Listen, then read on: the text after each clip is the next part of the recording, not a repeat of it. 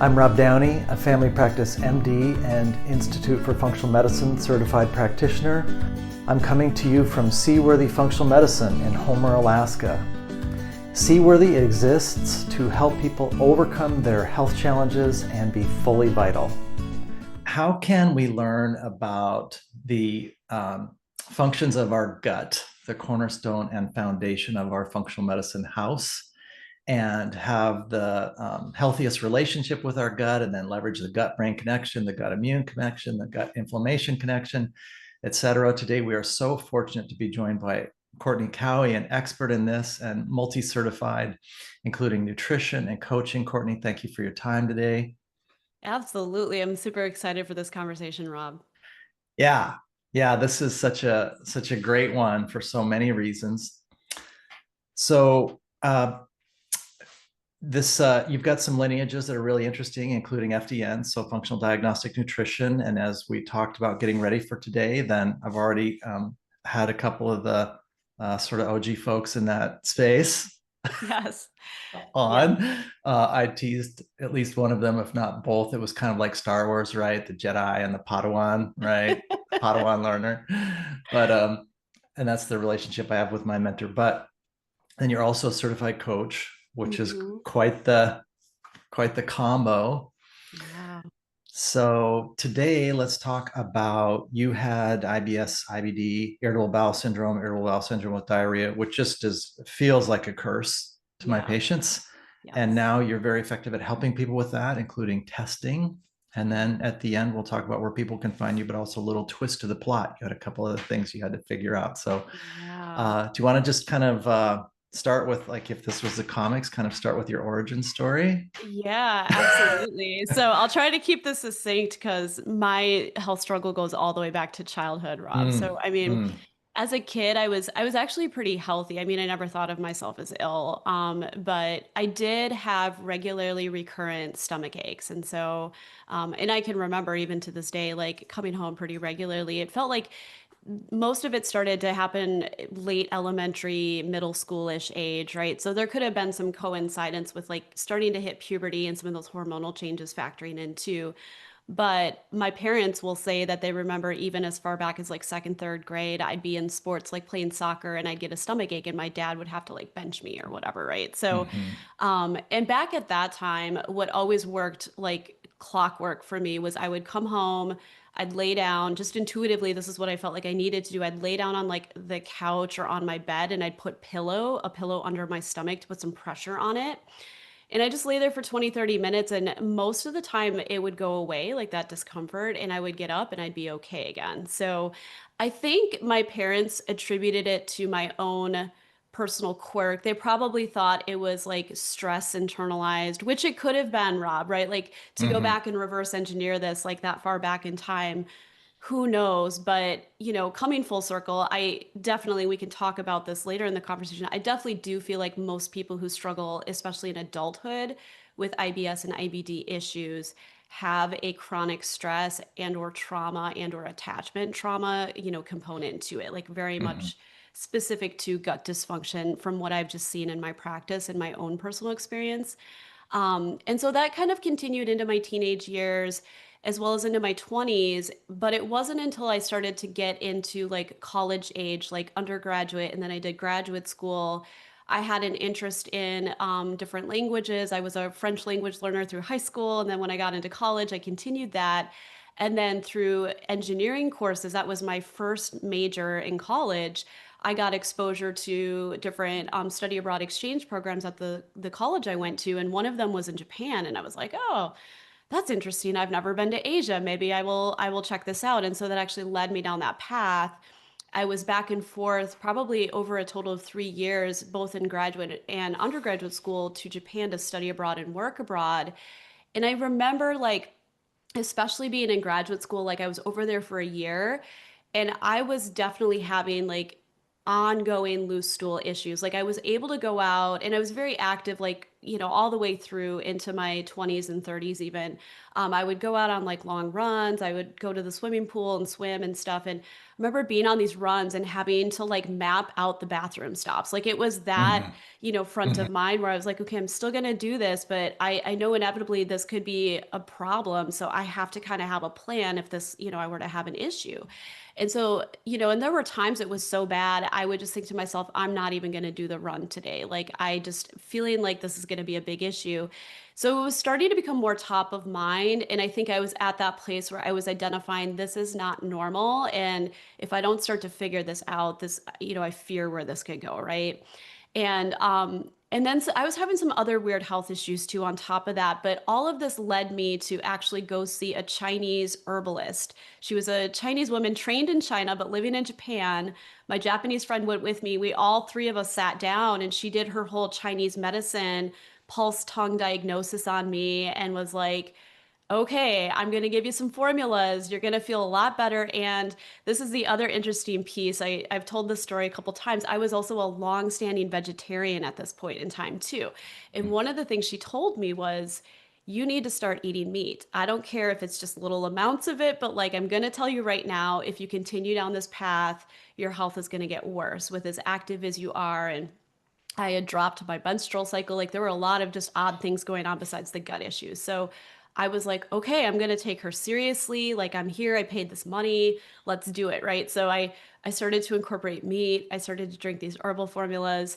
Lo and behold, I was feeling better, and I was like, wow, this is so fascinating. This isn't pharmaceutical medicine. All I had known in my life up until that point, Rob, was just the regular old doctor, way of doing Hmm. things, right? My parents weren't necessarily introduced to functional medicine or functional health.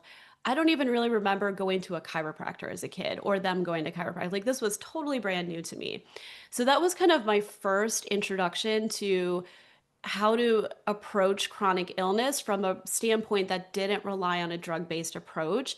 And I was so fascinated and I thought, this is amazing. Like, why doesn't everybody know about this back home? Like, I want to know how this works, right? So it planted the seed of interest. And it wasn't until I think I got many more years down the path. I had ups and downs in my bowel, issues kind of off and on through my 20s. And then when I was in my early 30s, I had my first child. And I think coming out of that phase, as well as having a bunch of life stressors that kind of hit me all at the same time, I ended up going into this major flare where, I mean, I was running to the bathroom multiple times a day. This went on for weeks. And at first, I was trying to make adjustments myself and figure out, was it some food trigger? What was I doing differently? Because that's where your brain goes. You're like, it must be something I did to create this issue. And then that set me on the path of exploring working with like a nutritionist, a functional medicine practitioner. And I should probably add here too, at this point, I had actually had my first colonoscopy, endoscopy like a few years prior. Nothing serious found. Of course, I was given the diagnosis of exclusion of IBS-D, sent home, told to go on a probiotic, did that for a while, but that wasn't the clincher, right? And then things kind of got better again on their own. And now we're like years past that. Went back to the GI doc, same one that did the original colonoscopy. She basically looked me in the eye and was like, I did the full workup on you, including rare cancer testing. It's IBS-D. It can't be anything. You need to see a dietitian. And that was sort of like how she left me in this. And I felt so humiliated. I felt super dismissed, invalidated. I was just like, okay, this is not going to get me anywhere productive. And a part of me, because of that Chinese medicine experience I'd had in Japan, was like, I've seen this stuff work. Like, there's got to be an approach to this that obviously regular doctors can't help me with, that I believe there I can fix this, whether it's through diet or something, right? So that started me on the path of functional medicine. And I saw a number of practitioners as I went down that path, and everybody gave me like a little piece of the puzzle. I was getting some of the answers, but I would improve and I'd kind of find some stability, but then things would kind of backslide again. And it wasn't always obvious to me what that triggering thing was that would cause the backslide. the best success I had over that period of time of like getting introduced to functional medicine, and then I became a nutrition therapy practitioner, was learning how to construct my diet in a way to manage symptoms. That was the most helpful, but at times I had to be so restricted to keep my symptoms under control that there was a part of me that always thought, is this really how it should be? Is there something deeper going on here? And so that was kind of what led me to exploring functional diagnostic nutrition and their program, and then eventually becoming an FDNP, because I knew a little bit about root cause testing, functional testing from my original NTP training, but that program did not focus really on functional testing at all. And I knew I needed to have more tools to get the answers to solve what was going on with me. So yeah, we can kind of leave the plot twist for later if you like. This is kind of where Mm-hmm. we're coming to it, but I did Mm-hmm. eventually get the deeper answers of different, you know, not necessarily gut specific things driving the gut symptoms I was having, but you know, a part of that puzzle too was chronic recurring small intestinal bacteria overgrowth that just was not responding to rifaximin, was not responding to herbs. Eventually had to do an elimination diet, or not elimination, uh, oh shoot, I'm like blanking on it right now, Rob. You know what I'm talking about? The liquid diet that Elemental diet. Yeah. elemental diet. That's what I'm Right. for. Yes, to clear it. And that should have been a sign that, wow, this is a pretty stubborn SIBO case. There's probably more going on here than just SIBO causing these Mm. symptoms. So that's kind of the story in a nutshell. And yeah, there were a lot of just ups and downs during that whole probably 10-year process I was on. So It's a great story, independent of anything else we do today. I love the kind of exotic feeling of being in Japan, and then this person shows up who's this transformative figure who would definitely be somebody that would show up in a movie and make yeah. these kind of prophetic statements about the meat, etc. My mentor is both a naturopathic doctor trained at Bastyr, but also a Chinese medicine acupuncturist. Oh, I And love it. so during Yeah. my on the job training, Yeah. then I was seeing Chinese medicine acupuncture deployed sort of in Yeah. real time, and that way of looking, that lens of looking at the world. So I don't want to torture our audience too much, who I thank for joining us. So we're going to talk a little bit about mold and Lyme too. We can't unpack it all, but I want to, Yeah. as you share with us then how you learned and what you did, I'll give our audience some stage elements here. Yeah. So the small intestinal bacterial overgrowth, acronym SIBO, that's Hmm. the good bacteria migrating out of the large bowel, which is only 80 centimeters long, into the small Hmm. bowel, which is 100 feet long. And so these good citizens are going where they don't belong. They're fermenting, they're causing trouble. Hmm. And then it's in my practice as well. So many folks with these issues of a dysregulated gut, an unhappy gut. People blame themselves. They think there must be some sort of character flaw. And Yeah. so it's really a shame. It's a pretty classic example. I would say IBSD is really the classic conventional medicine diagnosis that doesn't help. And Hmm. because I'm trained like the person that didn't help you, I know why they say what they say. And Yeah. so this miss is the person says, I have symptoms. The conventional provider says, you're fine, meaning I can't find disease. And it's so dissatisfying because the person says, well, I'm not fine because that's why I came here. Right. And so fine is code for you don't have disease. Right. Next. And so, and then this functional diagnostic nutrition is so cool because there's so many different ways we can get to the answers. My favorite thing, maybe, about functional medicine is that we can solve the same problem in tens, if not hundreds of ways. And I Hmm. think this is the body knows the way. If we take away what's taxing the system and we add the necessary resources, it could be stress, it could be pesticides, it could be whole food, it could be sleep, it could be social connection. We just need to take away enough things that are dragging down the system, add enough resources, and it boots up. But yeah, now we're at the point of dramatic tension. So let's hear how you figured it out, and then how Yeah. this, what you bring to bear with what you do. How does your superpower help you help other people too? Yeah, absolutely, Rob. It's such a great question. So, in my story, I was at a place, I had just had my last of my three children. So, coming out of this pregnancy, I had actually just gone in and gotten a second colonoscopy from a traditional GI doc, and then they actually did find microscopic colitis. So I had Mm, now migrated from the IBS category to the, I know there's debate about whether or not that's considered IBD. I would say it's inflammatory enough. It's probably closer to that end of the spectrum, right? And mhm, so frustrated though, because I was already an NTP, right? Like I knew a lot about diet. I was doing a lot with my diet, and I thought, how could things have gotten worse? And so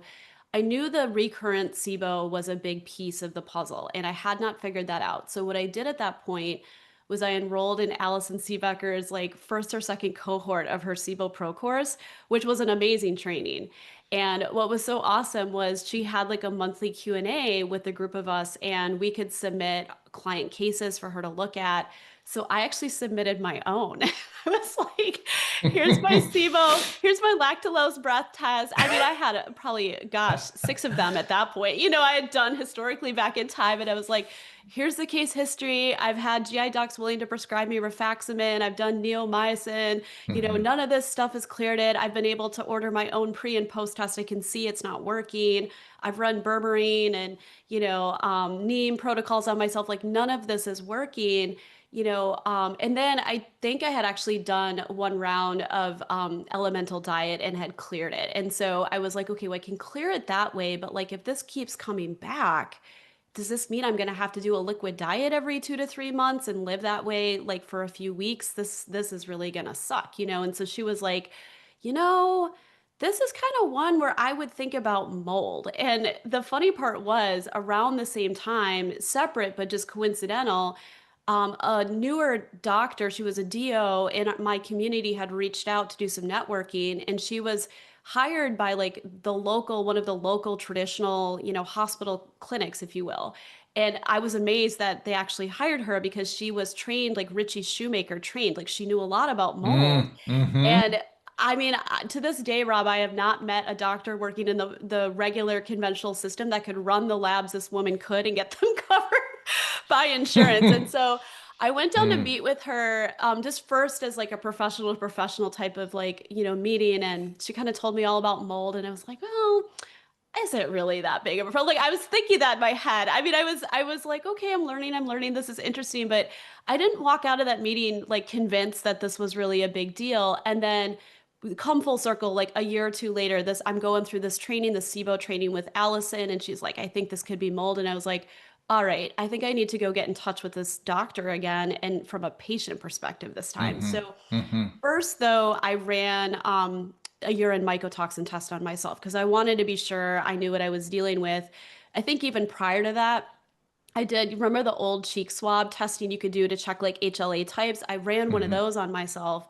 And that came back saying, like, oh, yes, according to Richie Shoemaker's, like, HLA types, you definitely have, two genes for, and it was interesting because I actually found out from that test I carried the celiac genotype, the DQ 2.5. And that was fascinating because the GI doc totally missed that. I don't think anybody had done any genetic testing on me in the IBS realm to even see if remotely I would qualify as being one of those candidates to develop celiac, right? So I was like, wow, I didn't know that. And I didn't know that I now like potentially am more susceptible to mold toxicity. So then I did the urine mycotoxin, came back completely like positive, tons of like metabolites coming out in the urine. And then I was really devastated. I was like, oh no, I know enough about this to know this is going to be bad news. Like, this means we're going to have to look at our house, really consider um, getting out of the exposure if I'm in it. And then now this is going to be a longer process to potentially try to recover from this.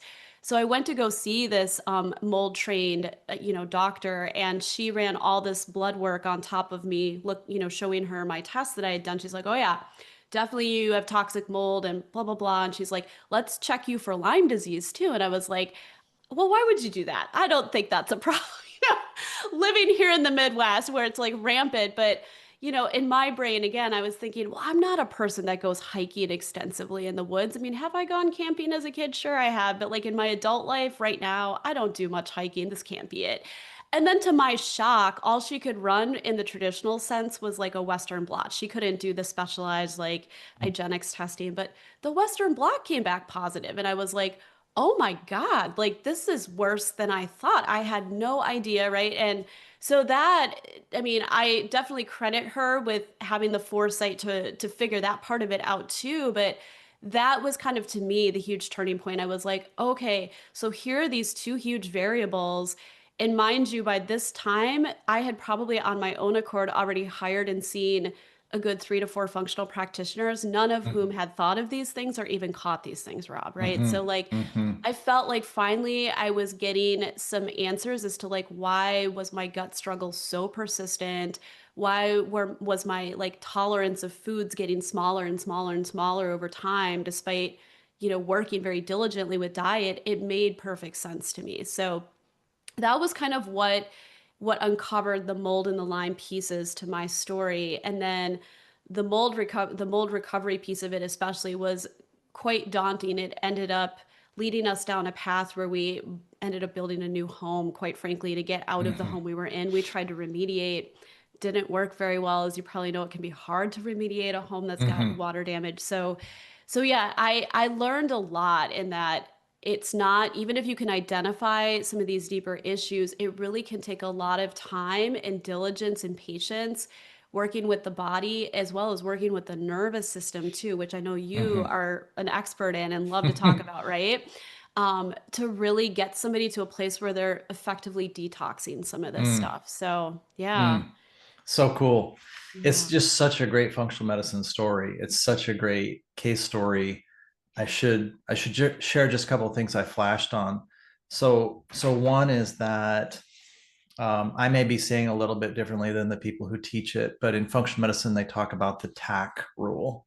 And so mm, they're trying to break the spell of conventional medical providers thinking one bug, one drug, one broken bone, one procedure, yeah, etc.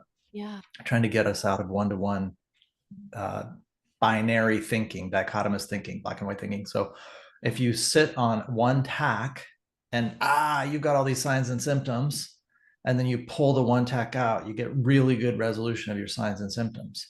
But if yeah, you sit on three tacks and you pull two, the majority of your signs and symptoms are still there. yeah. And so this is both frustrating for folks, but it's also liberating. If the Mhm, instinct, if the impulse is, I know there are root causes that can be found, which is correct. mhm. We're past the tipping point. If you think that, you're right. Yeah. If you're Yeah. out there and you think that, you're right. Yeah. It's just, there's, I think, a lot of courage and a lot of tenacity and a lot of follow through Yeah. to say, well, I've got a tack out, but okay, Lyme, I've got two tacks out, mold, whoa, okay, I'm all in now. Yeah.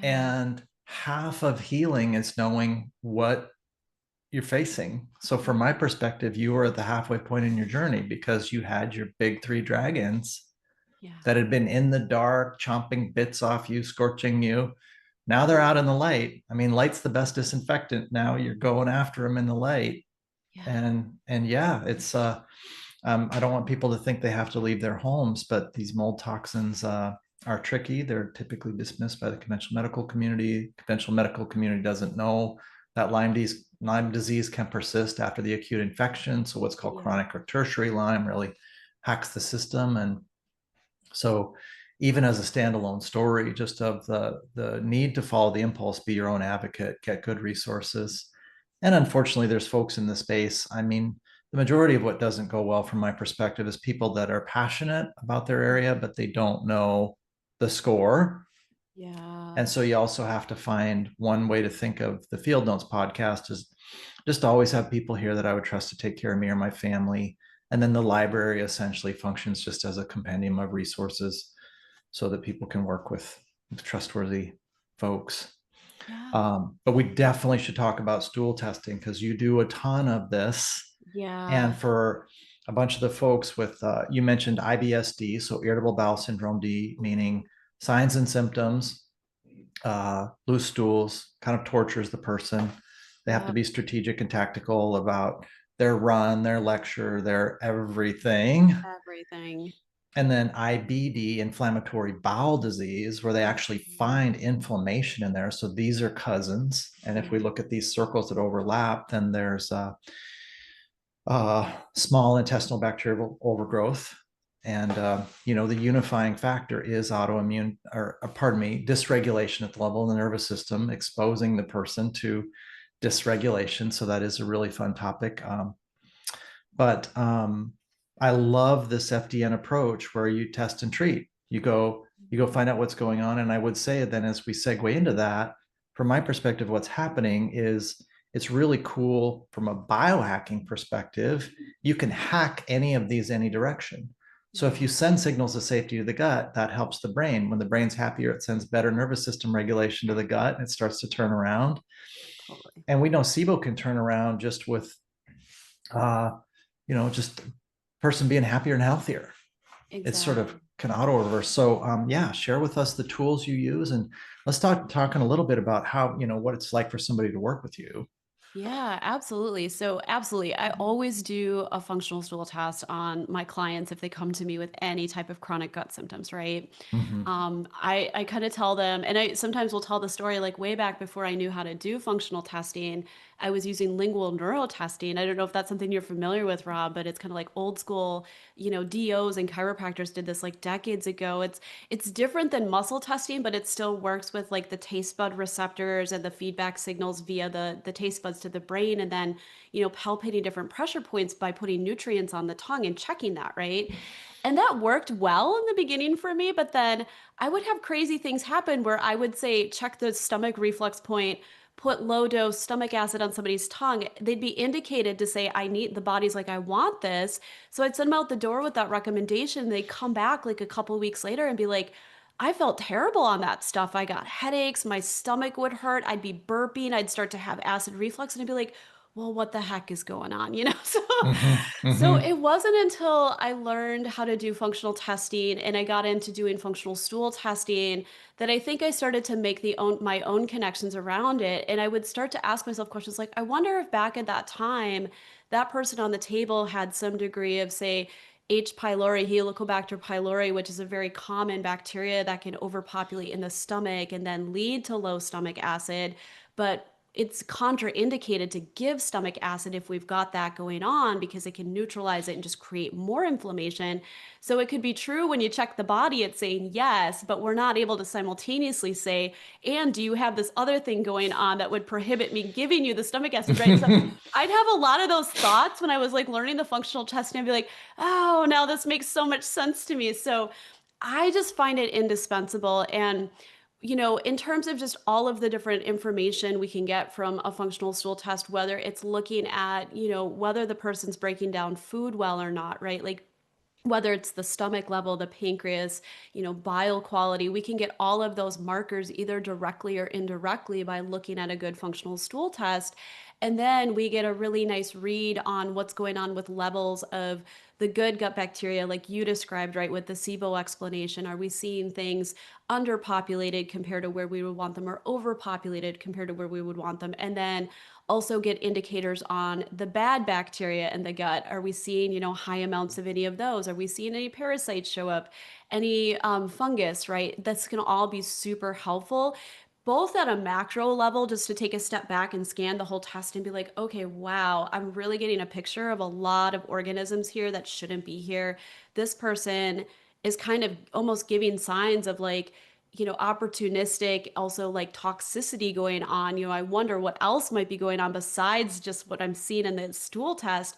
Or the opposite. Sometimes we can see a very depleted picture where we can tell they're not digesting their food. They might have underpopulation of the good bacteria. And it kind of gives you both the detailed level and the macro level of like what might be going on with this person from a, just questions to ask them, or just to dig deeper on like, are you run down? Have you been through a big period of stress? Like I'm seeing a lot of depletion in the gut. Or, you know, I am a big believer in the thoughts we hold and the environments we create. If they're toxic, it's going to sooner or later translate into a gut environment that's conducive to a lot of toxicity showing up too. So, it's not necessarily easy to unpack that and address all that, in one shot, but it can certainly make you start to think deeper about different correlations and connections that might be going on outside of just giving them a protocol to say like self-eradicate some of these organisms we're seeing. So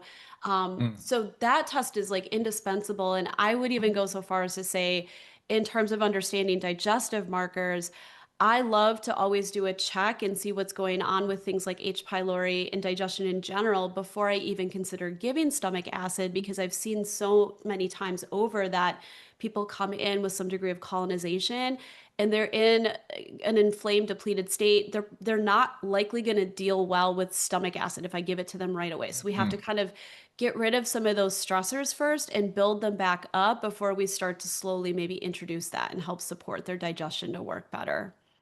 Fantastic. Yeah. Fantastic. I'll just highlight and underscore a couple of things you said. So if somebody told me I could only do functional medicine testing in one domain, one test, which would be brutal, I would be very sad I know. if I lost most of my toolkit. But it would be gut testing, Mhm. both because of my training and my experience. It's the highest yield thing. And also all the other things, the um, we can't make progress on them until the gut is turning around, not perfectly turned around, because I think it's process, not perfection type Yeah, stuff. exactly. But I would say this is where folks are so disenchanted, because in conventional medicine, one of the areas that's very mechanistic is gastroenterology. The guts are plumbing, the nerves are wires, the brain's a computer. And Mhm. so, and what the systems biology folks, the functional medicine folks have been saying all along is we're much more like human biology is much more like an ecosystem in nature Yeah, than a machine. yeah, And there's no better example of that than the gut. So the gut is the terrain, the things that live there are the critters in the yeah, ecosystem, the citizens. And then we're creating these shifts. I really got to hunt it down because I've got a couple of articles I cite often, and this has been on my to-do list. But Chris Kresser cites the one where they did measures of positive psychology, yeah, and then they checked the gut microbiome and the degree of shift in the gut microbiome in based on measurable, starting from whatever state of sort of fatalism, cynicism, pessimism, it's overwhelm, yeah. and then a certain amount of shift in response to positive psychology or something like that. And then the gut microbiome changed. Oh, So wow. the gut brain connection, the degree to which our gut mirrors our mental, emotional, spiritual health, and vice versa. Yeah. And this is why I don't like the websites that say you can never get better from SIBO. I lost my Mhm. job due to this, et cetera, et cetera. I'm Mhm. really sad for those folks. I have terrific compassion, Yeah, but I think they're admiring the problem. yeah, And I really wish for them yeah, that they could know that things end up in our accountability column, even though they're not our fault. yeah, And totally. so we come from many generations of the part of the country you're from, the part of the country I'm from, these farmers and railroad engineers and blue collar people, people without enough, et cetera, hard lives. We've inherited their genes, their genetic settings, their way of looking at the world, Yeah, really not one of abundance in a lot of ways. You got to exactly. fight to survive, Yeah, but nonetheless, we have to get into our place of abundance for our guts yeah, to be healthy, our nervous system to turn on. So there's just so much good stuff there, and this way of approaching this topic in the podcast in general, I would say, is so much more effective because now folks that listen to Fieldnotes know I can find Courtney, I can do testing with her. I can get Mhm. better with her. They're really finding folks they resonate with and saying, this person really moved me. And then the origin story is really powerful because something resonates in the person. They think, oh, wow, this could be liberating for me. For sure, for sure. Yeah. Yeah, no, I couldn't agree more. And I 100% believe as well that like you have to work both ends of the health spectrum. You have to do something to address any mental toxicity or trauma or inherited generational mindset, whatever you want to call it, that running around in survival mode. Like you said, Rob, like a lot of ancestral lines have that just so built in, and that will set the stage for, lockdown and not repair and heal mode for the body, right? As you rightly said in the beginning. And you can only go so far with diet and supplement protocols if someone's truly just stuck in that place. You really have to kind of look at both ends. So, Mm. uh, Well, what's it? I mean, what's it? What do you hear from your? What do you hear from your folks? How's your process work? So if somebody works with you, what's the yeah, first step? Give us a how's that peek work? under the hood. Yeah. Yeah, for sure. So I offer an introductory free call. I call it a free gut check call. So that's an opportunity to kind of get on the phone, talk about what a person's tried.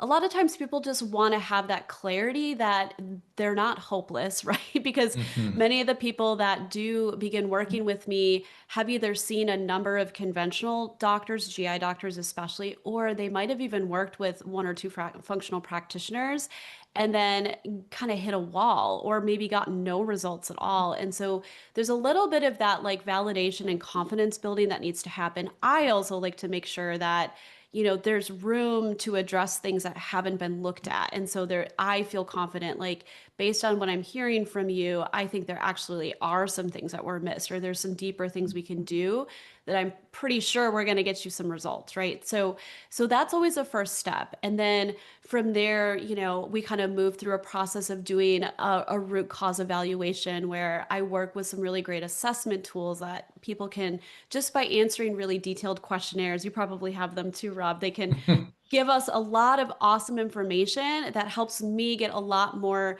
clear on, okay, if we're going to do some functional testing, besides a stool test, are there some other things I really want to go get data on so we have a full picture of what might be going on with you so that when we get to the place of getting those tests back, we have a really good idea of like the main things we need to address with the protocol.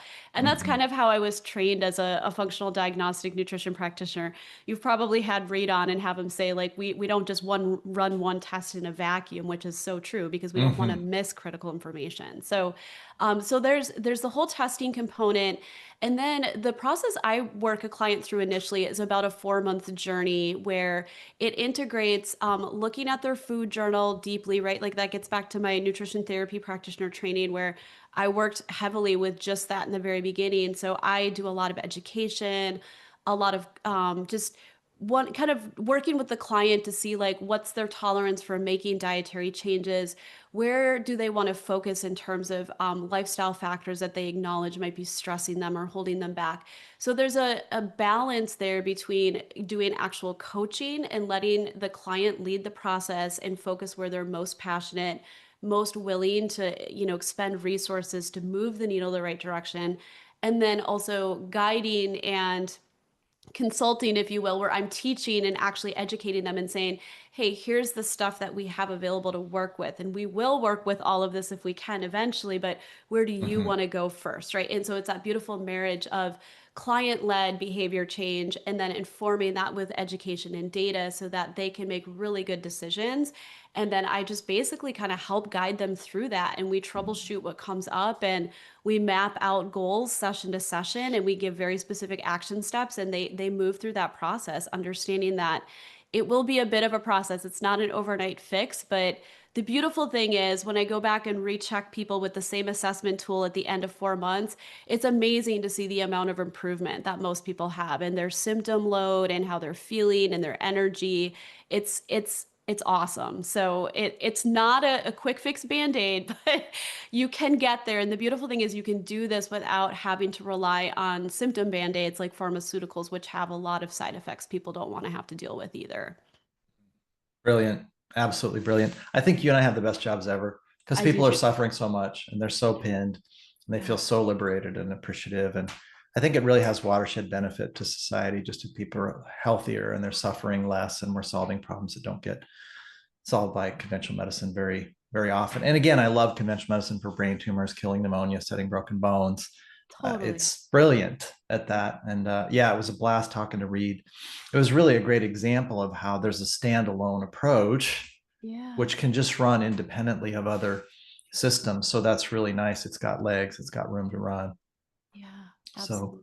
Absolutely. anything you'd love to share that we didn't get to? Any big aha moments? What's one big aha change since you started doing this until now that Yeah. you would consider part of your mastery level journey? What are some things or one thing you leverage now that you didn't when you started?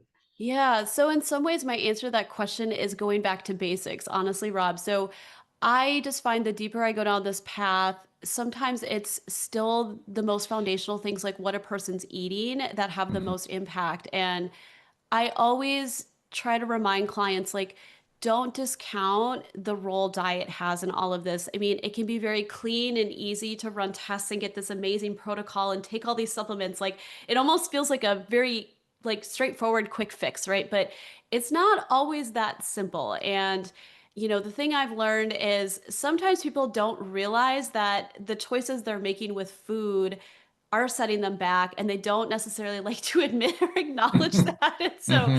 I sometimes will even go and do specific, like say like there's Zoomer testing out there, which looks at peptide level food sensitivity, just to be really darn sure. And also sometimes just to help that client be convinced too that like this food really is a problem for you. And Hmm. this is something you need to take seriously if we're going to see full results, especially at least during the first stage of gut healing when we want to be careful about not triggering the immune system and provoking things as we're trying to get your gut to a better place. So I guess I would say for the listener, I've seen a lot of tendency for even in my clients and prospects that read out to me to like want that quick fix silver bullet supplement. And I would caution you against that and actually just reinforce how important it is to just understand nutritionally how to set the right stage for your body to heal as well. Hmm. Yeah, food is information. If we had a Yeah. chance to click on two pieces of software and one of them was just going to glitch and crash all the time and completely have us tearing our hair out, and the other one runs beautifully, Yeah. we wouldn't click on the software that's just beating us up. But Right. the software we install here Yeah. has huge consequences, and we could go on for days about my misadventures with that. But my my arc of learning and taking good care of myself hews to the good. So I take better care of myself than ever, and try to make sure I'm a cobbler with shoes. It's a good thing, Rob. Very good thing. Very good thing. Got to walk the talk, right? yeah, absolutely. Absolutely. Well, thanks a million for your time today. What a blast. Yeah, absolutely. Thank you so much for having me here. I really enjoyed it. Where can people find you? So best place to find me is my website, CourtneyCowie.com, super simple, first and last name. And then once you land on that homepage, I do have a free resource. If you're listening to this and you're struggling with especially IBSD and IBD, it's a very simple 3 steps you can take to minimize your symptoms now. Easy, not stuff you have to, it's not complex, something that is, to me, honestly, one of the most straightforward, easiest guides for people who are just looking to help themselves without relying Hmm. on drug band-aids. So that's available Mm. there too as a free resource. Well, thanks for what you do. Yeah, Thanks for absolutely, the Rob. difference you make in people's lives. Yeah, absolutely. Have a great rest of your day. Thank you. Thanks for joining us for the Seaworthy podcast. Seaworthy exists to help people overcome their health challenges and be fully vital. If you think we've earned it, please consider giving this podcast a like, subscribing, and giving us a 5-star rating on the platform of your choice. Thanks.